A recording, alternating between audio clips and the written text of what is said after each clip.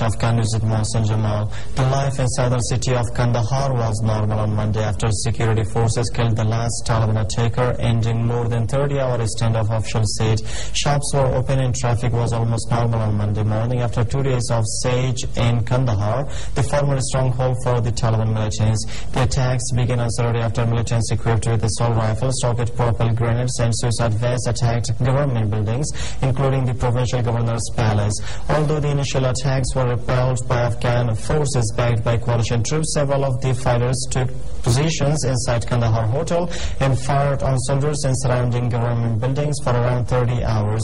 At least 24 militants were killed either by their own explosions or in combat, officials said. The assaults also left 3 soldiers and a civilian dead, with more than 40 others wounded. Meanwhile, NATO spokeswoman Brigadier General Christine Whitecross said on Monday that all the insurgents involved in the attack against the key government offices in the southern city of Kandahar have been captured or killed. At least 6 Afghan police officers have been killed in an ambush in Ghazni province, officials have said. The attack took place in the Yak district, several kilometers from the district headquarters.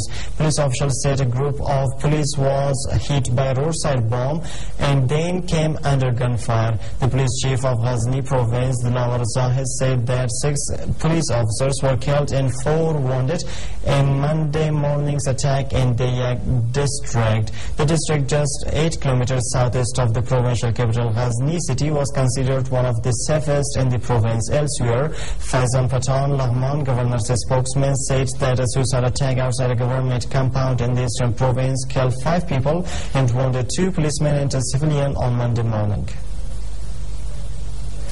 Osama bin Laden may be dead, but NATO chief Anders Fogh Rasmussen said Sunday that Western powers will stay the course in Afghanistan amid growing calls for the decade-old war to end. Rasmussen, acknowledging the Al-Qaeda leader's death in a dramatic U.S. commando raid a week ago, may have marked a crucial milestone, said he was optimistic U.S. and NATO forces will abide by a timetable to transition security to Afghan responsibility this year, with an aim to complete that process in 2014. Meanwhile, U.S. lawmakers have stepped up their calls for a more rapid U.S. withdrawal from Afghanistan after the death of bin Laden. A group of legislators from both parties has introduced a bill requiring President Barack Obama to provide an exit strategy for troops from Afghanistan. But the legislation is not expected to gain much traction, as it has little support from congressional leaders. But former U.S. Vice President Dick Cheney also warned the Obama administration on Sunday not to hasten the withdrawal of U.S. troops from Afghanistan.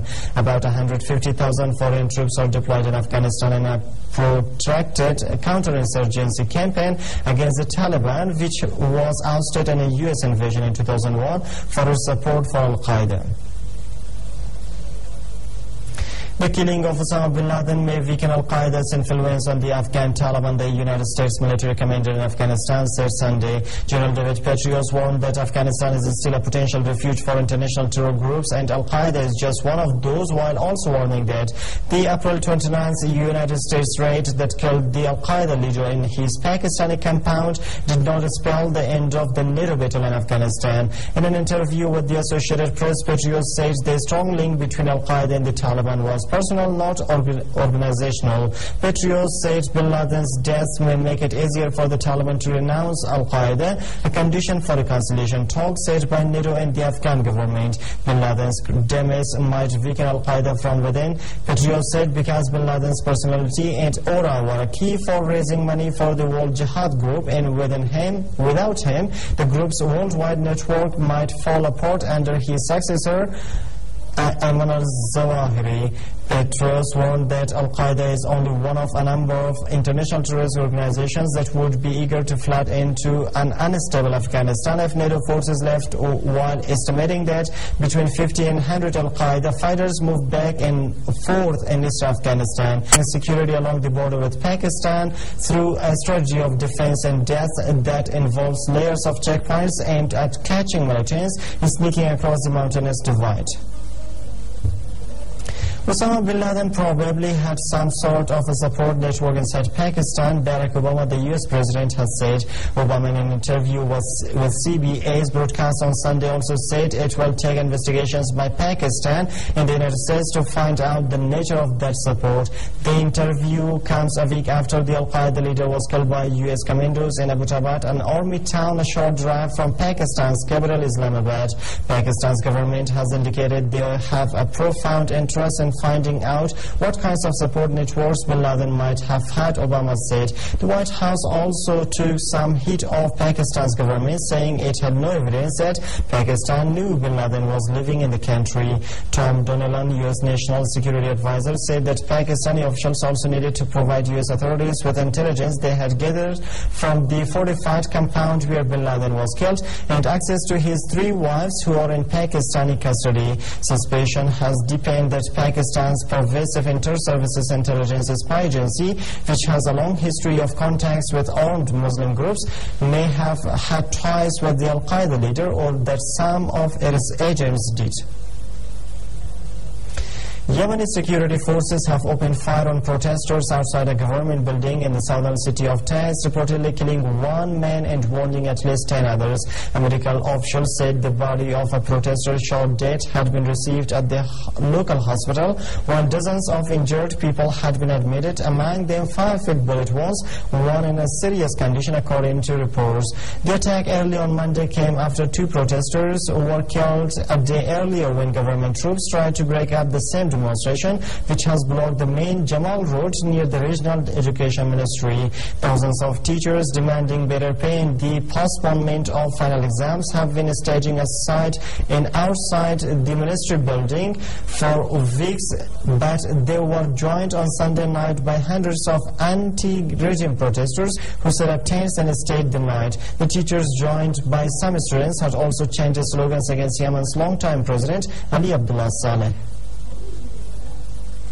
Egyptian troops are out in force in central Cairo after weekend riots left 12 people dead and more than 200 injured. Clashes between Muslims and Copts have raised fears that more sectarian strife could erupt in the country, which remains under military rule 3 months after former President Hosni Mubarak was ousted from power. Monday, the situation on the ground remained calm but very tense. Egypt's government has announced a series of security measures to curb religious violence, while the army pledged on Sunday that 190 people would be tried in military courts over Saturday's violence. The bloodshed began on Saturday evening when word spread around in the Mbaba neighborhood that a Christian woman who had converted to Islam had been abducted and was being kept in the Virgin Mary Church against her will. About 500 ultra-conservative Salafi Muslims gathered at the church, calling on Christians to hand over the woman, and both sides started gunfire, firebombs and stones, witnesses said. Soldiers and police fired shots in the air and used tear gas to separate the sides, but stone throwing went on into the night. And that United Nations Secretary General Ban Ki-moon took to the podium at the opening ceremony of a civil society forum meeting in Istanbul, Turkey on Sunday, as Turkey geared up for next week's United Nations-backed summit on the world's poorest nations. The forum supports civil society organizations fighting challenges including governance reform and poverty reduction in the globe's least developed countries. A total of 48 nations, more than 2/3 of them in Africa, are classified by the United Nations as least developed countries. The rating is based on several criteria, including per capita gross national income of less than $905. A panel headed by former Malian President Alpha Omar Konaré and former World Bank President James Wolfensohn studied the impact of an action program on LDCA's launched at a UN conference in Brussels in 2001 for the ensuing decade. The group's recommendations are to be considered by a summit in Istanbul from May 9th to 13th, which will adopt a new program for the next 10 years. President Hamid Karzai, Iranian President Mahmoud Ahmadinejad, and EU Commission President Jose Manuel Barroso are among those expected to attend. And that's all for now. Thanks for joining us.